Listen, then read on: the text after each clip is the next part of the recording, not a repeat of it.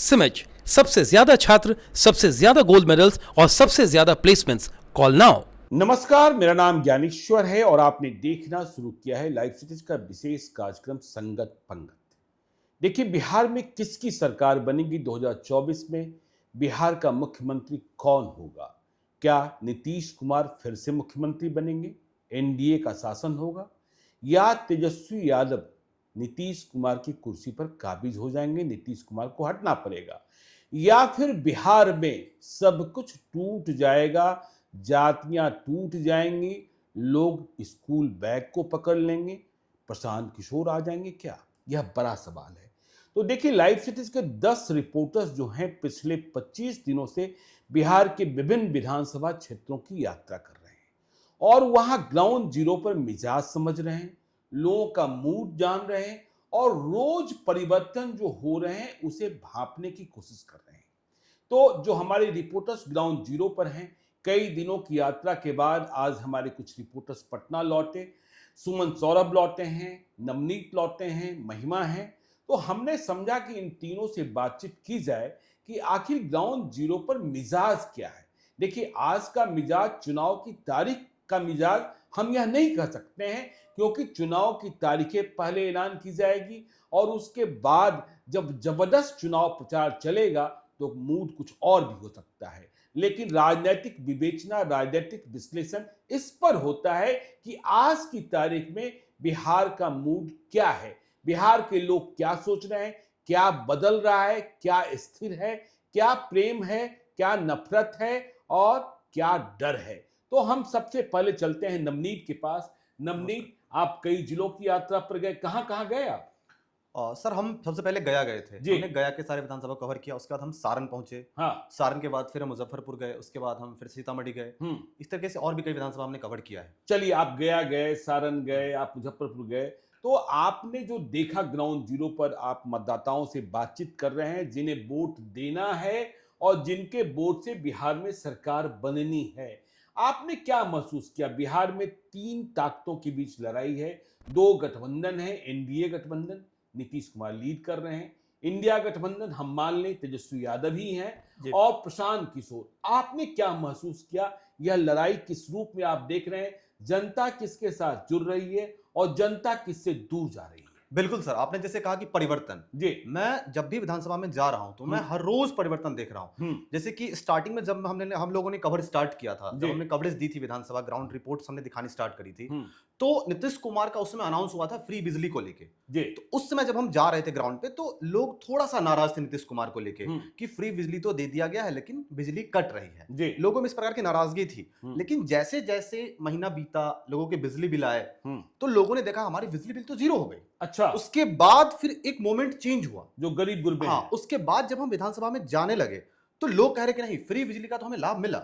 Starting में थोड़ा बहुत कटौती देखने को मिली थी बिजली में। अब वो था नहीं था, ये तो ग्राउंड जीरो पे लोगों ने सच्चाई बताई नहीं, कितना घंटा करता है नहीं करता, बस लोगों ने कहा कट रही है। लेकिन उसके बाद जब बिजली बिल आया तो एक अलग मोमेंट दिख रहा है कि लोगों को 700 रुपए 800 रुपए का महीना जो आ रहा था बिजली बिल, कई लोगों को तो उससे ज्यादा आ रहे थे, तो 125 यूनिट लोगों का बच रहा है। तो इसको लेकर लोग पक्ष में है, नीतीश कुमार के पक्ष में खुश हैं लोग जी।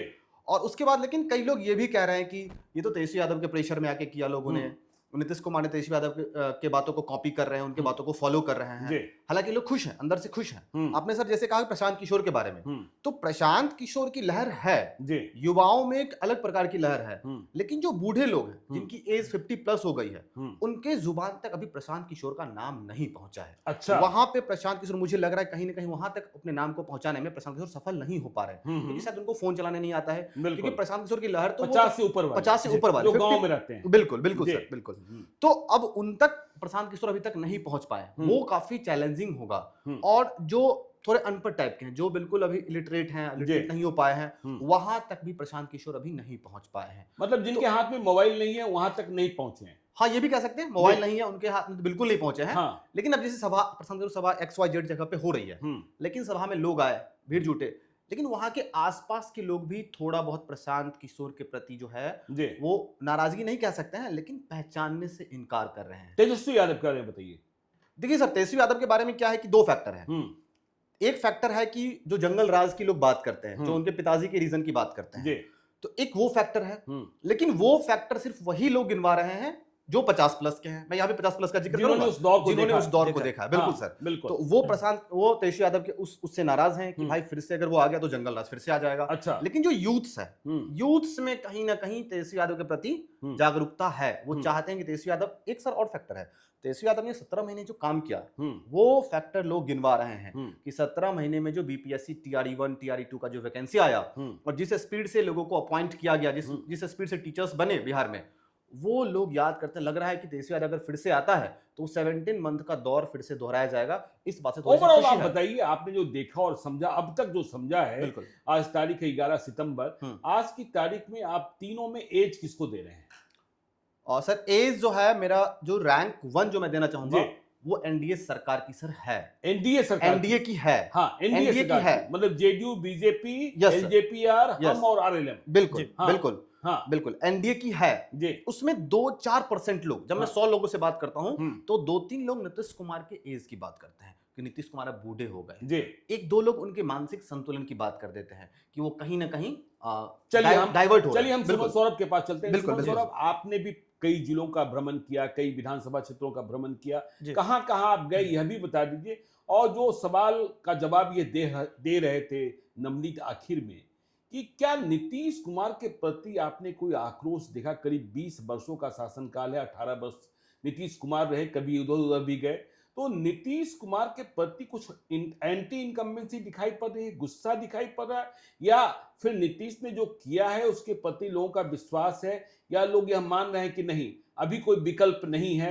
पहले कहाँ कहाँ गए आप यह भी बताइए। सर मैं जो हूँ, सबसे पहले मैं समस्तीपुर गया, जी। रोसड़ा गया, इसके बाद फिर हम बक्सर की ओर चले जाते हैं, फिर गया की तरफ चले जाते हैं। मैं अलग अलग विधानसभा, रोहतास, कैमूर की ओर हम गए, मोहनिया की ओर गए लगातार। इसके बाद फिर हम सीतामढ़ी गए, उसके बाद फिर मुजफ्फरपुर गए।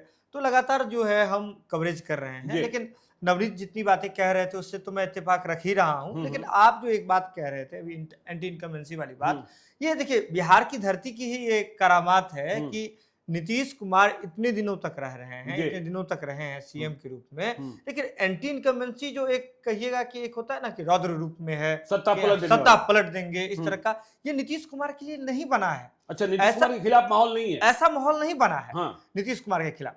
हालांकि लोग ये कहते हैं कि रफ्तार जो है विकास का, वो 2005 के बाद जो पहला टर्म था वो बहुत ज्यादा था, उसके बाद थोड़ा स्लो डाउन हुआ। ठीक है, लोग, लेकिन जो बुजुर्ग हैं ये भी कह रहे हैं कि जब बिहार विकास के रूप में खाई में था तो नीतीश कुमार जो पहले जो अचानक से जो चेंज किए तो लोगों को नजर आता। देखिए क्या होता है कि जब आप किसी रेस्टोरेंट में जाएंगे या कहीं भी जाएंगे, आप चाय का पहला प्याला लेते हैं, कप लेते हैं, सिप लेते हैं, टेस्टी लगता है चाय। बिल्कुल। एक चाय का कप खत्म हो गया, मन होता है कि फिर मंगा लेते हैं, फिर वही चाय आप मंगाएंगे, सेम चीज रहेगा, लेकिन आपको फिर लगा कि नहीं वो वाला मजा नहीं आया, स्वाद नहीं है, वो वाला स्वाद नहीं आया।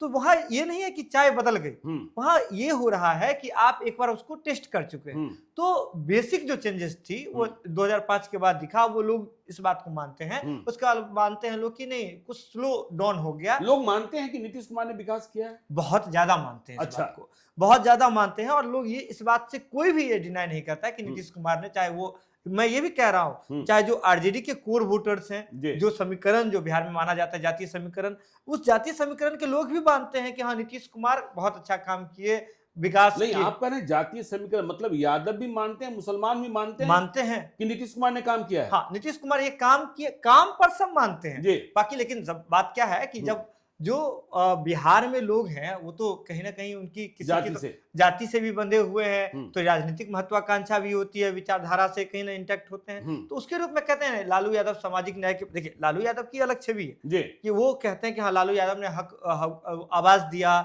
जो सामंती विचारधारा के लोग थे उनके सामने बैठने का जो है वो एक सिंबल जो है लालू यादव ने प्रदान किया, आवाज दिया लोगों को। तो लोग इस बात को मानते हैं, लेकिन विकास के टर्म में नीतीश कुमार को मानते हैं। तो लालू यादव भी हैं, नीतीश कुमार भी हैं, दोनों का अपना जगह है। लेकिन नीतीश कुमार और एनडीए की सरकार खासकर जो अभी के टर्म में जो अचानक से जो एक डबल इंजन जो इतने दिनों से आ रही थी कि डबल इंजन की सरकार चल रही है, अब जो वो स्पीड जो पकड़ लिया है, वंदे भारत एक्सप्रेस वाला स्पीड पकड़ लिया है, तो ये लोगों को नजर आ रहा है। अच्छा। और लोग इसको लेकर के कह रहे हैं। देखिए क्या होता है ना कि एक बात है कि आपके घर में खाना आएगा आएगा आएगा, और एक होता है कि मिल गया आपको। तो लोग जो मिलता है ना थोड़ा कमजोर भी मिलता मतलब है। आप कह रहे हैं देंगे और दे दिया है, दे दोनों दिया। में, हाँ जी, दोनों में बहुत डिफरेंस होता है। लोग इस बात को समझते हैं हम्म। कि हाँ ठीक है भोज बन रहा है, लेकिन तब तक आ गया ना थाली में। ये सामाजिक सुरक्षा पेंशन बढ़ाया जी। गया, आंगनबाड़ी सेविकाओं का मानदेय बढ़ा, और तमाम जो वेतन भत्ते बढ़ाए गए, जी। इसका फायदा क्या मिलेगा? बिल्कुल मिलेगा सर, अच्छा। बिल्कुल मिलेगा। इस आपने बात को बदलाव देखा? बदलाव लोगों के मूड में हो रहा है, हाँ। लोगों के मनोमस्तिष्क में हो रहा है। और एक और बड़ी बात है ना कि एनडीए गवर्नमेंट जो अभी काम जो कर रही है, वो ऐसा नहीं है कि किसी एक एज वर्ग को लेकर के, एक तबके को लेकर के। तो ऐसे में चाहे जैसे महिलाएं, नीतीश कुमार का कोर वोटर हमेशा से मानी जाती हैं। जितनी भी महिलाएं थी, चाहे जो रोजगार में नहीं है, समूह से जुड़ी हुई है, उनके लिए भी नीतीश कुमार ने कर दिया। जो रोजगार में है उनके लिए भी काम कर दिया। जो स्टूडेंट हैं, चाहे उसके लिए डोमिसाइल ला दिया, लड़कियों के लिए जो है आरक्षण ला दिया। तो ये लड़कियां जो है इन सब चीजों को मान रही है, महिलाएं मान रही है। बुजुर्ग जो है उनको क्या चाहिए अब मतलब वही है। प्रशांत किशोर के बारे में बताइए। प्रशांत किशोर के बारे में सबसे जो अच्छी बात ये है प्रशांत किशोर के बारे में कि वो मुद्दों की बात कर रहे हैं और जनता तक ये मुद्दे पहुंच रहे हैं। जो लोग जो हैं, जो युवा हैं, वो सबसे ज्यादा प्रशांत किशोर से प्रभावित नजर आ रहे हैं। क्योंकि प्रशांत किशोर, जब भी हम जा रहे हैं, चाहे आप ईस्ट वेस्ट नॉर्थ साउथ कहीं की भी बात कर ले, किसी भी दिशा में बिहार में निकल जाइए, प्रशांत किशोर के बारे में लोग ये जरूर कहते हैं कि वे ऐसा व्यक्ति है जो बिहार में पलायन रोकने की बात करता है। अच्छा। बिहार में इंडस्ट्री लाने की बात करता है। वे ये नहीं कहता है कि मेरे ही जो सिंबल लेकर के खड़े होंगे उसे वोट देना। वे कहते हैं कि जिस पर आपको भरोसा हो उसे वोट देना। ये बातें जो प्रशांत किशोर की है, ये लोगों को काफी ज्यादा प्रभावित कर रही है। लगता है कि नहीं, ये राजनीतिक स्वार्थ के लिए नहीं आया, ये सही में बिहार के विकास के लिए आया। देखिए, और बड़ी बात यह है कि नीतीश कुमार जी का शासन लंबे समय से रहा और तेजस्वी यादव और लालू प्रसाद यादव जी का भी शासन लंबे समय से रहा। तेजस्वी यादव 17 महीने के लिए आए। लेकिन जो ये इंडस्ट्री की बात, रोजगार की बात, पलायन रोकने की बात, तो लोग ये मानते हैं और क्षेत्र में काम हुआ, रोड, सड़क, बिजली, स्वास्थ्य में काम हुआ, लेकिन पलायन एक बड़ा ये टीस है। ये टीस पर जब काम कर रहे हैं प्रशांत किशोर, तो लोगों के नजर में ये आता है तेजस्वी यादव के बारे में लोग जो सबसे अच्छी बात ये कहते हैं कि 17 महीने जो है तेजस्वी यादव ने ट्रेलर दिखाया था। अच्छा। युवा ये मानते हैं कि नीतीश कुमार तो इतने दिन से थे, जब तेजस्वी यादव जब उप मुख्यमंत्री बने तभी तो नौकरी रोजगार आना शुरू हुआ। तेजस्वी यादव जो कहे थे, हमसे वादा किए थे, वो तेजस्वी यादव ने कर दिया। तो लोग, भले ही एनडीए सरकार नौकरी दे रही है, बिहार सरकार नौकरी दे रही है, लेकिन लोग इसमें सबसे बड़ा फैक्टर युवा है, खासकर तेजस्वी यादव को मानते हैं कि तेजस्वी यादव ने 17 महीने में काम करके दिखाया। तो अब वो चाह रहे हैं कि अगर बिहार में बदलाव होगी, देखिए परिस्थिति भी ऐसी बनी। कई लोग जो हैं ये कह रहे हैं, ज्यादातर लोग कह रहे हैं कि नीतीश कुमार जी, जाहिर सी बात है, जैसे हर जगह दिखते हैं नीतीश कुमार जी, कहते हैं कि अब एज हो गया उनका, रिटायरमेंट का एज हो गया, तो अब नए लोगों को आना चाहिए। ये नहीं कहते रिगिड हो गया कि हाँ इन्हीं को आना चाहिए, कहते हैं नए लोगों को आना चाहिए। जो एनडीए के भी समर्थक है वो भी कहते हैं कि बदलाव होनी चाहिए। बदलाव चाहे सीएम में हो जाए, चाहे तो आज की तारीख में आप बढ़त किसकी मानते हैं? बढ़त सर अगर देखें तो ये भी बहुत ड्रामेटिक बात है कि जैसे ये कह रहे थे अभी तभी कि 125 यूनिट जब बिजली फ्री हुआ तो लोग को लग रहा था नहीं क्या होगा, कहीं दिल्ली वाली बात ना हो जाए, कहीं इधर वाली बात ना हो जाए। लेकिन जब बिल आया उसके बाद लोग चेंज होना शुरू हुए। मोमेंट के हिसाब से देखे, भले ही वोटर अधिकार यात्रा बिहार में हो गया हो, सब कुछ हो गया हो, तेजस्वी यादव वादा कर रहे हो, घोषणा कर रहे हो, लेकिन एनडीए अभी भी बढ़त में दिख रही है। एनडीए आपको भी बढ़त में दिखाई पड़ रही है। चलिए हम महिमा के पास आते हैं। महिमा, आप बताइए, आप भी गई, वैशाली गई, पटना जिले के कई विधानसभा क्षेत्रों में गई, तो आपने महिलाओं से विशेषकर बातचीत की और एक बात कही जाती है कि नीतीश कुमार के लिए चुप्पा वोटर की तरह काम करती हैं महिलाएं, और नीतीश कुमार को एनडीए ने फिर से अपना चेहरा घोषित कर रखा है। क्या महिलाओं में नीतीश कुमार को लेकर अब भी आकर्षण है, विश्वास है कि नीतीश कुमार हैं तो हम सलामत हैं, या महिलाओं में विरोधाभास की स्थिति है? सर बिल्कुल, मैं बहुत सारा विधानसभा कवर करने के लिए गई, तो महुआ, पालीगंज, मनेर, बहुत सारे जगह, तो जब महिलाओं से मैं बात कर रही थी तो ज्यादातर जगहों पर महिलाएं ऐसी दिखी कि उन्हें इस बात की खुशी है कि जब से नीतीश कुमार की सरकार आई है तब से महिलाओं के लिए वो बात कर रहे हैं, कई तरह की योजनाओं पर भी बात कर रहे हैं। अभी भी आगे के लिए घोषणा की जा रही है कि महिलाओं के रोजगार के लिए, आत्मनिर्भर बनाने के लिए बात करेंगे। सबसे पहली बात एक तो ये है कि बहुत लोगों का ये भी कहना था गाँव में कि जो नीतीश सरकार के द्वारा शराबबंदी की गई है उस पर वे लोग बहुत खुश हैं। आज भी खुश हैं? आज भी खुश हैं। जबकि कहा जाता है कि बिहार में होम डिलीवरी है। होम डिलीवरी है, पर बहुत लोग खुश हैं कि मतलब नीतीश सरकार के आने के बाद इतना बड़ा फैसला हुआ कि शराबबंदी है। बहुत पहले जो होता था कि मारपीट घर में हो रही है महिलाओं के साथ, उससे लोग निश्चित है थोड़ा। और वो लोग मतलब वो लोग को एक विश्वास है नीतीश सरकार पर कि अगर नीतीश सरकार फिर से आती है तो शराबबंदी पर काम किया जाएगा आगे, मतलब ये लागू रहेगा। या जो हमारे बच्चे बिगड़ रहे हैं उसमें वो मतलब हमारा साथ देंगे। और फिर रोजगार पर लेकर की नीतीश सरकार महिलाओं के लिए, मतलब पहले तो था कि महिलाओं का घर से निकलना मुश्किल था। अच्छा। तो अब ये है कि महिलाएं मतलब रात में भी बाहर निकल पा रही हैं, सड़क पर शॉपिंग कर पा रही हैं, घूम रही हैं। तो और एक बिहार जैसे राज्य में मतलब महिलाएं काम कर रही हैं, पढ़ लिख रही हैं, उन्हें मतलब प्राथमिकता दी जा रही है। तो इस पर महिलाएं काफी खुश हैं और चाहती है, मतलब ज्यादातर लोग यही कह रही थी कि नीतीश सरकार को हम फिर से वापसी करवाना चाहते हैं। नीतीश सरकार की फिर से वापसी चाहते हैं। बिल्कुल। आप तो रांची से पटना आई काम करने को। बिल्कुल सर। आप जब पटना आई और पटना का माहौल देखा, जब आप रांची से चल रही होंगी तो बिहार को लेकर कई तरीके की बातें होंगी, आपके पेरेंट्स में भी खौफ होगा। क्या आपको बिहार में डर लगता है? सर अगर हम सही बताएं तो मतलब हमको रांची से पटना आने में अपने पापा को मनाने में 2 महीने का समय लगा। अच्छा। क्योंकि पापा का मतलब जब हम भी पहले जब झारखंड में थे तो लोगों का ये मानना होता है ना कि बिहार में अपराध बहुत ज्यादा है। जो आप कल भी देखे कि अपराध की घटनाएं लगातार यहाँ पर होते रहती हैं। पर फिर भी नीतीश सरकार के आने के बाद लोगों में थोड़ा सा ये है कुछ % की पहले से कम हुआ है। लालू के राज में थोड़ा लोगों को रहता है कि अपराध बहुत ज्यादा था। तो मेरे पापा मेरी फैमिली थोड़ा ये कह रहे थे कि वहाँ पे अपराध बहुत है, लड़कियां सेफ नहीं है। आपने क्या महसूस किया झारखंड के कंपेयर में? उसके बाद हम बता रहे हैं आपको।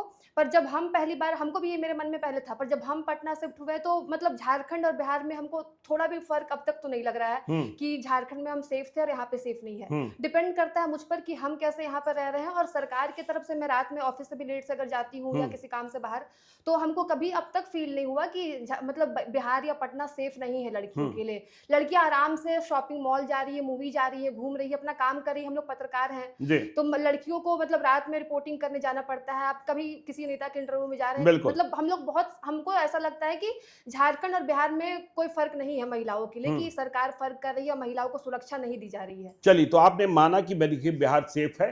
चलिए हम इसी बात पर आते हैं फिर से नवनीत के पास। बिल्कुल, देखिए क्राइम की बात चल पड़ी और पिछले दिनों आपको पता है कि तेजस्वी यादव ने 10 सवाल पूछे थे और जनता से कहा था कि यह सवाल पूछो जो आपके पास जेडीयू बीजेपी वाले आते हैं उनसे पूछो। उसमें एक सवाल यह भी बड़ा सवाल था, बिहार में इतना अपराध क्यों है। तो जब आप ग्राउंड जीरो पर गए और लोगों से बात की कि क्या बिहार में अपराध ज्यादा है, डर लगता है, या 2005 के पहले का जो शासनकाल था उससे कम है, लोग क्या मानते हैं, सुरक्षित हैं असुरक्षित हैं नीतीश कुमार के शासनकाल में? बिल्कुल सर, आपने जैसा कहा कि मैं इसमें 2 चीज को मेंशन करना चाहूंगा। एक तो क्राइम आपने कहा, लेकिन मैं इसमें शराबबंदी को भी ऐड करना चाहूंगा। ठीक है। इस बार शराबबंदी का इंपैक्ट बहुत खतरनाक आपको इलेक्शन में देखने को सर मिलेगा, जहां तक मेरा अनुभव, क्योंकि मैंने शराबबंदी पे लगभग 3 से 4 हजार लोगों से बातचीत की लाइव सिटीज के माध्यम से जी। और लोगों से जब मैं बात कर रहा था तो शराबबंदी बिहार में हुई है, बिल्कुल सही है, शराब बंद है, ओपन शराब नहीं बिक रहा है जी। लेकिन शराबबंदी के बाद जो 2-3 इंपैक्ट है जिसको कई लोग देख नहीं पा रहे हैं, वो ये है कि हर मोहल्ले में शराब बन रहा है। हर मोहल्ले में जो देसी शराब है वो हर मोहल्ले में बन रहा है। इसका लोगों में नाराजगी है कि देसी शराब जो लोग बना रहे हैं उनको पैमाना नहीं पता है, हमें क्या डालना है, कितना डालना है। वो कभी कभी वही शराब जहरीला भी हो जा रहा है। बिल्कुल। उसके बाद जो बाहर के राज्यों से शराब आ रहा है, तो जो ओरिजिनल शराब की मैन्युफैक्चरिंग हो रही है वो शराब नहीं आ रहा है। लेवल रहता है ओरिजिनल, लेकिन उसके अंदर जो मटेरियल रहता है वो कहीं ना कहीं जहरीला हो सकता है। इन 2 चीजों को लेकर लोगों में काफी नाराजगी है। और शराब के बाद जो क्राइम बढ़ा है, थोड़ा बहुत क्राइम शराब के बाद बढ़ा है, क्योंकि शराबबंदी के बाद क्या हुआ है कि जो बेचने वाले वेंडर्स हैं आपस में लड़ाई हो गई। किसी का सप्लाई माल आया, किसी का शराब किसी की खेप आई, उसमें अब 2-3 पार्टनर्स हैं। अब उन पार्टनर्स में लड़ाई हो गई कि भाई हमारा इतना हिस्सा, हमारा इतना हिस्सा, हमारा इतना हिस्सा, पुलिस पकड़ती है। उसके बाद इन तमाम चीजों को लेकर क्राइम बढ़ा है। लेकिन जो वो जंगल राज के क्राइम की लोग बात करते हैं कि हर कोई क्रिमिनल बनना चाहता था उस समय में। लोग कहते हैं कि जिसको मन हुआ क्रिमिनल बन गया, जिसको मन हुआ चौराहे पे खड़ा होकर बाइक लूट लिया, जिसको मन हुआ बैंक से पैसा लेके आ रहा था, पैसा लेके भाग गया, घर से कुछ लोग सामान लेके जा रहे थे बेटी का तिलक देने के लिए, रास्ते में लूट लिया, बारात जा रही थी, रास्ते में गाड़ी रोक के सारा सामान लूट लिया। वो जो क्राइम था, जो कंजर्वेटिव थिंकिंग वाले लोग थे कि हमें क्राइम करना ही करना है, अब वो क्राइम नहीं रहा। आपका क्राइम जमीनी विवाद को लेके है, आपका क्राइम थोड़ा सा ईगो को लेके है, हमको गाली दे दिया, हमको ऐसे कैसे बोल सकता है, तो वो वाला क्राइम नहीं है सर। जो डर था लोगों के अंदर, माहौल था, मतलब आने जाने में ये सब डर नहीं है। जो आम आदमी, जैसे आम आदमी नहीं डर रहा है आज के टाइम में। अगर मेरा किसी से दुश्मनी है, मेरा किसी से कोई बहुत बड़ा साठ गांठ है, हमने किसी का पैसा ले लिया या ऐसा कुछ है, तो हमें डर है कि हमें कोई मार देगा, कोई अपोजिशन मार देगा। लेकिन जिस क्राइम के लोग बात कर रहे हैं, जिस जंगल राज के नीतीश कुमार में लोग बात कर रहे हैं, नीतीश कुमार में भी जंगल राज है, वो जंगल राज बिल्कुल नहीं है। वैसा क्राइम हो ही नहीं रहा है। क्राइम तो हो रहा है कि हमारी आपसी दुश्मनी है, मार दिया लोगों को, तो वो तो नॉर्मल है। वो तो आज हो कल हो, वो हर घर में सिक्योरिटी दी जाएगी तब भी हो जाएगी। बिल्कुल वो नहीं रुकेगा सर। तो चलिए सुमन सौरभ जी, आप बताइए, आप जिन क्षेत्रों में गए, जो तेजस्वी यादव कह रहे हैं कि बिहार में अब इतना अपराध क्यों है, क्या लोग मान रहे हैं कि नीतीश कुमार का इकबाल खत्म हो गया, बिहार में इतना अपराध बढ़ गया है कि बिहार रहने लायक नहीं रहा? नहीं सर, देखिए आप तो सर बहुत बड़े क्राइम के जर्नलिस्ट रहे हैं। क्राइम में देखिए दो तरह से लोग मान रहे हैं, एक होता है ऑर्गेनाइज्ड क्राइम, एक होता है जो सोशल क्राइम, एक्सीडेंटल क्राइम। जी, एक्सीडेंटल क्राइम और सोशल टाइप वाला क्राइम मान रहे हैं। तो अभी क्या हुआ है कि हम लोग के जो नई जनरेशन आई उसमें अब सहन शक्ति खत्म हो गई है, किसी बात पर विवाद हो जाता है इस तरह का, तो हम आपसे अगर मतांतर होता है, अगर बहुत लोग हमें एग्जाम्पल देते हैं कैमरे पे, हम जब क्राइम को लेकर सवाल करते हैं, कहते हैं कि अच्छा आप रिपोर्टर साहब आप तो आए हैं पटना से हमसे पूछने के लिए, चलिए ठीक है आपसे बात करें, हमारा किसी बात पर बहस हो गया, हम आपको कुछ कर दिए, आपके साथ कोई घटना हो गई, तो क्या इसमें सरकार कहाँ से दोषी हो गई? तो ज्यादातर लोग ये कह रहे हैं कि अब बिहार में जो ऑर्गेनाइज्ड क्राइम था, सत्ता संरक्षित वाला या फिर कहीं से वो एक होता है ना कि रंगदारी, हाँ रंगदारी, कोई टैक्स टाइप वाला क्राइम, तो उस सब तरह का क्राइम नहीं हो रहा है। क्राइम हो रहा है, छिटपुट घटनाएं हो रही है, लोगों का ये ज्यादातर मानना है, जिसमें आपसी विवाद सबसे ज्यादा है। लोगों के मतांतर हो गया, जमीनी विवाद हो गया, इस सब तरह का क्राइम है। और ये लोग इस बात को भी मान रहे हैं, जो नए लोग हैं ये इस बात को मान रहे हैं कि इस क्राइम पर सरकार, कोई भी सरकार आ जाए, रोक नहीं लगा सकती है, क्योंकि ये सोशल चेंज का एक हिस्सा है। लेकिन जब भी लोग जब बुजुर्गों से बात करते हैं या फिर व्यापारी वर्ग से बात करते हैं, देखिए सबसे ज्यादा क्या है कि आप बिहार में टैक्स नहीं आएगा, व्यापार नहीं होगा, तो फिर पैसा कहाँ से आएगा, सरकार कैसे चलाएगी? तो व्यापारी वर्ग पहले से बहुत ज्यादा सुरक्षित महसूस कर रहे हैं। वो ये नहीं कहते हैं कि हाँ कि अब पहले की तरह 5 बजे ही दुकान बंद करके भागना पड़ता है, या बंदूक दिखा दिया, रंगदारी ले ली, कोई टैक्स ले लिया कि हाँ फोन आ गया कि करना ही करना है, अब नहीं देंगे तो ऐसा हो जाएगा। इस सब तरह का कोई भी अब दिक्कत नहीं है। हाँ। लोगों में दिक्कत नहीं है। हालांकि बस शराबबंदी वाली जो बात नवनीत बोल रहे थे, शराबबंदी के बाद देखिए क्या होता है कि आप कोई लत में पड़ा हुआ है, इस तरह का, तो यूथ है जिसके पास अगर बहुत ज्यादा कोई काम नहीं है, बहुत ज्यादा ये नहीं है, तो छोटे स्तर पर कुछ क्राइम में बढ़ोतरी हुई है। लेकिन लोग ये कह रहे हैं, प्रशांत किशोर तो कह रहे हैं कि मैं आऊंगा तो 1 घंटे के भीतर शराब खोल दूंगा, इस पर लोगों की क्या प्रतिक्रिया है? लोग जो है देखिए इसमें भी क्या होता है कि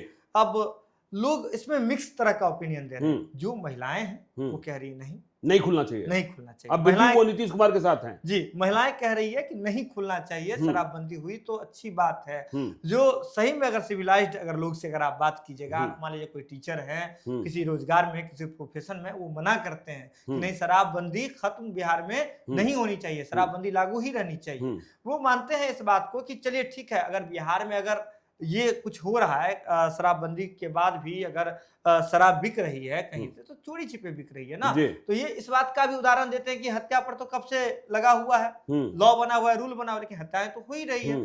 तो जो चीज भीतर खाने में है, लोग डर के कर रहे हैं, छुप के कर रहे हैं, अगर शराबबंदी खत्म हो गई तो फिर से लोग आ जाएंगे सड़क पर, फिर से उसी तरह का तमाशा बन जाएगा, फिर से सब कुछ हो जाएगा इस तरह से। तो ये लोग जरूर रिक्वेस्ट करते हैं कि शराबबंदी, मतलब इसका मतलब अगर बिहार में शराब को लेकर, शराब की बिक्री हो रही है, तो इसका ये सॉल्यूशन नहीं है कि आप शराबबंदी ही खत्म कर दीजिए, शराबबंदी खत्म कर दीजिए, ये सॉल्यूशन नहीं। चलिए अब महिमा के पास आते हैं। महिमा, आप ये बताइए कि जब आप लोगों से मिल रही थी, तो नई सरकार जो भी बनेगी, चाहे वो नीतीश कुमार की सरकार हो, तेजस्वी यादव की सरकार हो, प्रशांत किशोर की सरकार हो, तो लोग उम्मीद क्या करते हैं कि क्या होना चाहिए जो बिहार में अब तक नहीं हुआ और इसकी जरूरत अब है?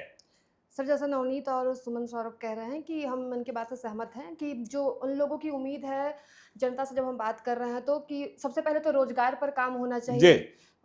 उसके बाद शराबबंदी को कुछ लोग ये चाहते हैं कि महिलाएं, खासकर जैसा सुमन सौरभ ने बताया कि वो चाहती हैं कि शराबबंदी रहे और उसमें कड़ाई से इसका पालन किया जाए। पर जो कुछ पुरुषों से जब हमने बात की, तो वो लोग कह रहे हैं कि नहीं, शराबबंदी के बावजूद होम डिलीवरी हो रहा है, शराब आपको जब चाहिए तो फोन करके मिल जा रहा है। तो जब प्रशांत किशोर और तेजस्वी यादव को अगर हम सरकार बनाते हैं, तो वे लोग तुरंत शराबबंदी हटा देंगे। और जो लोग, मतलब बहुत सारे लोग ऐसे होते हैं कि खराब शराब पीकर डेथ हो गई उनकी, या कुछ प्रॉब्लम हो गया तो वो से उस चीजों से वो बच सकते हैं। मतलब ओरिजिनल शराब मिलेगा तो लोग सस्ता भी थोड़ा मिलेगा ओरिजिनल रेट पे, और लोग उसे मतलब अच्छे से यूज कर सकते हैं, इतना दिक्कत नहीं होगा जो लोगों को हो रहा है कि कहीं भी कोई घटना हो जा रही है। जो बच्चे हैं वो कई तरह के नशे भी कर रहे हैं।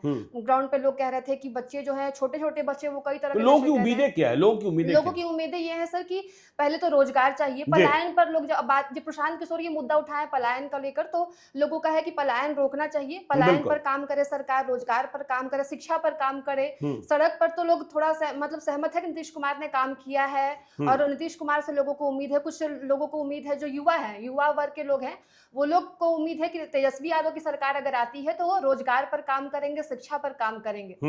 ये लोगों की उम्मीदें हैं। बाकी महिलाओं की भी अब उम्मीदें बढ़ गई हैं, जैसे नीतीश कुमार नई नई योजनाएं ला रहे हैं, घोषणाएं कर रहे हैं, तो उनका है कि महिलाओं के लिए भी सरकार काम करे और महिलाओं को भी आत्मनिर्भर बनाया जाए। महिलाओं को भी आत्मनिर्भर। चलिए हम फिर से आते हैं नवनीत के पास। नवनीत, आप ये बताइए कि आप जब ग्राउंड जीरो पर जा रहे थे तो आपने कहा कि देखिए आज की तारीख में तो नीतीश कुमार की बढ़त दिखाई पड़ती है, एनडीए की बढ़त दिखाई पड़ती है। आरजेडी मूल रूप से M22 समीकरण के लिए जाना जाता है। क्या M22 समीकरण से इतर भी कुछ वोट जुड़ता हुआ आपको दिखाई पड़ा, या फिर वही जहां थे वही हैं?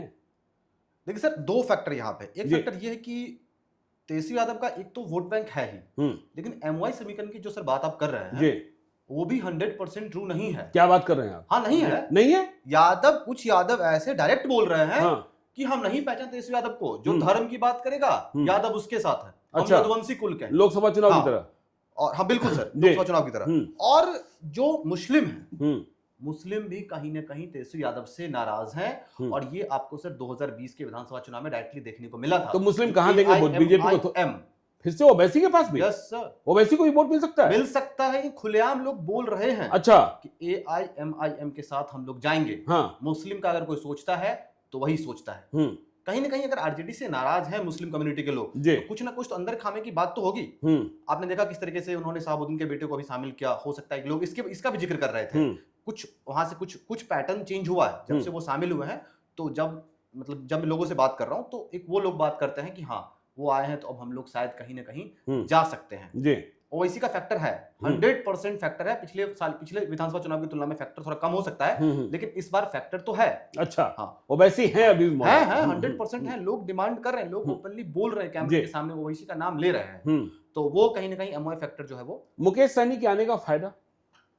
मुकेश सहनी के आने का फायदा ये है कि हालांकि हमने मुकेश सहनी को लेकर ज्यादा कोई जिक्र नहीं देखा है। वो अगर महागठबंधन में है तो उनका सपोर्ट मिलेगा। खुल के जो है वो मुकेश सहनी का लोग जो ओपनली, जैसे मुकेश सहनी लगातार कह रहे कि हमें 60 सीटें चाहिए और हम उप डिप्टी सीएम बनेंगे, लेकिन लोगों की जुबान से ऐसा कोई सपोर्ट जो है, समर्थन जो है। लेकिन हाँ, एनडीए में हमने चिराग पासवान को लेकर सुना है। एनडीए में चिराग पासवान, एनडीए में लोग चिराग पासवान को सीएम का चेहरा देखना चाहते हैं। अच्छा, या बिहार में किसी बड़े पद पे या एज अ मंत्री या डिप्टी सीएम के रूप में देखना चाह रहे हैं। लेकिन मुकेश सहनी या जीतन राम मांझी हो गए या उपेंद्र कुशवाहा हो गए, इन लोगों के प्रति वैसा कोई फैक्टर हमें नहीं अब तक देखने को मिला, जब तक जहां हम घूम रहे हैं। बिल्कुल, तो ये भी है समीकरण। सुमन सौरभ के पास हम फिर से चलते हैं और आखिरी सवाल पर आते हैं। सुमन सौरभ, आप ये बताइए कि यदि हम एज ग्रुप बांटे 18 से 35 साल, 35 से 45 साल और 45 से 60 साल या 60 प्लस वाले, इस एज ग्रुप में किसकी पकड़ ज्यादा है? 18 से 35 वाले में किसकी चर्चा अधिक है? नीतीश की चर्चा अधिक है, प्रशांत की चर्चा अधिक है, तेजस्वी की चर्चा अधिक है? 35 से 45 वाले में और 45 से 60 वाले और 60 प्लस वाले में किस रूप में आप इसको इंगित कर रहे हैं ताकि चुनौतियों को समझा जा सके? ये देखिए, सबसे पहले हम युवाओं की बात कर लेते हैं। आप जो 18 से 35 वाली बात कर रहे हैं उसमें भी कैटेगरी अलग अलग है। जो लोग शिक्षित हैं, जो लोग या फिर किसी काम के लिए, रोजगार के लिए जिन्हें पलायन करना पड़ता है, और कुछ लोग ऐसे हैं जो बस बिहार में हैं, बहुत ज्यादा कुछ काम नहीं कर रहे हैं, नौकरी धंधे सबसे लगे हुए हैं, ऐसे बच्चे। तो सबका अलग अलग है। अगर नौकरी रोजगार की बात करें तो ऐसे जो तबके के लोग हैं, ऐसे जो युवा हैं, वे चाह रहे हैं कि एनडीए सरकार ठीक है। अच्छा, नौकरी रोजगार दे रही है, ये सब कुछ कर रही है, एनडीए ठीक है, और वे अपनी बात मनाते हैं। हाँ, इसमें डोमिसाइल हो जाना चाहिए था, इसमें ये होना चाहिए था, ये, लेकिन वो इस बात को माने। अब बात है कि जब सरकार से ही तो वो डिमांड करेंगे ना, उनको पैसा बढ़वाना है, उनको संविदा वाले को परमानेंट होना है। लेकिन वो एनडीए सरकार की बात कर रहे हैं, गुणगान कर रहे हैं, उनसे लाभान्वित हो रहे हैं। जो कंपटीशन का तैयारी कर रहे हैं जो लोग, वो कह रहे हैं कि नहीं, तेजस्वी यादव ही जो है वो नौकरी का लेकर के आए, बीपीएससी के थ्रू शिक्षक बहाली लेकर के आए। नहीं तो नीतीश कुमार पहले कहते थे कि कहां से नौकरी आएगा।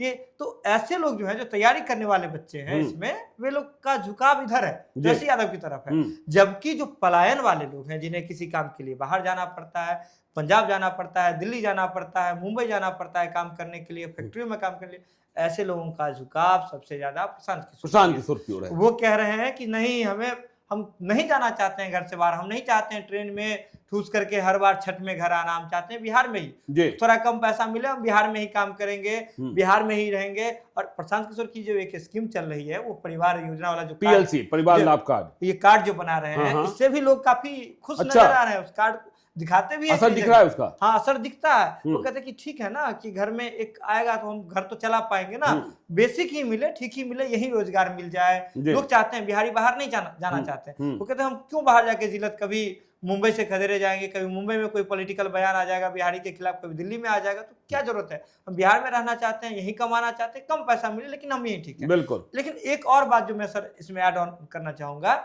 इस बार का चुनाव ये आप देखिएगा कि जो लोगों को जो जन सुविधाएं मिलती है ना, उस पर आकर के पूरा शिफ्ट हो गया है। अच्छा, पूरा तरीके से शिफ्ट हो गया है।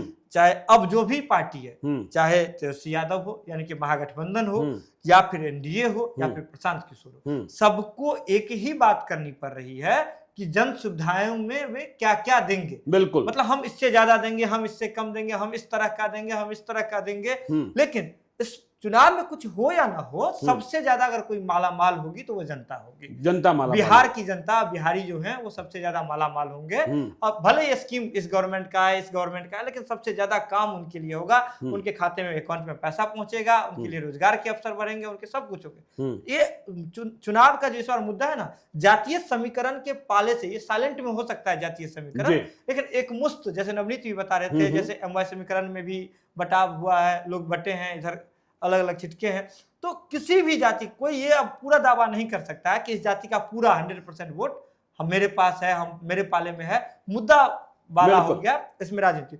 और लेकिन समझिए, जैसे बुजुर्ग की बात करें, तो बुजुर्ग जो हैं अब ये देख रहे हैं कि बस बच्चे ऐसे बताते हैं, मैथिली में बोलते हैं कि बुआ हमर धिया पुता सब तो हमरा बेसी नहीं दीजिए, तो आप सरकारे दैया तो हम सरकारे के ना बुझबे। अच्छा, मोदी हमरा राशन दैया, हमरा वृद्धा पेंशन दैया, यहाँ से दवाई भ जाए छे, सब कुछ भ जाए छे। तो मतलब गांव की जो महिलाएं ये कह रही हैं कि सरकार जब हमें देख रही है, बुजुर्गों को देख रही है, तो हम भी सरकार को देखें। अब उनको बहुत ज्यादा नहीं है कि किस तरह से इंडस्ट्री आएगा, कुछ ये होगा, उनको ज्यादा नहीं है।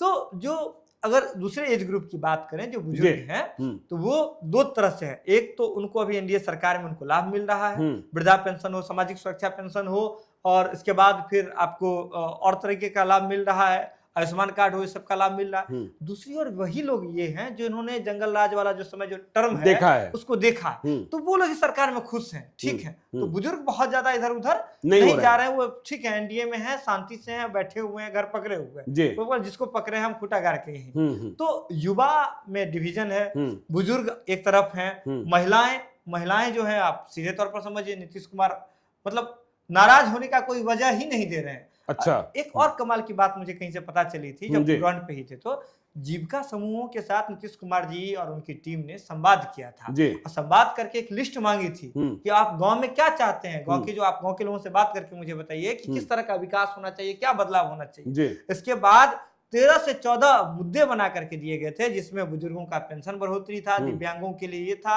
इसके बाद हर पंचायत या प्रखंड में विवाह भवन का निर्माण था, बिजली को लेकर के था, ममता दीदी का पैसा बढ़ाने वाला बात था। तो ऐसे अगर देखें 14 जो मुद्दे थे, जो जीविका दीदी ने पूरे बिहार से बना करके दिया था, उसमें से लगभग 10 ऐसे मुद्दे हैं जिसे सरकार ने मान लिया है।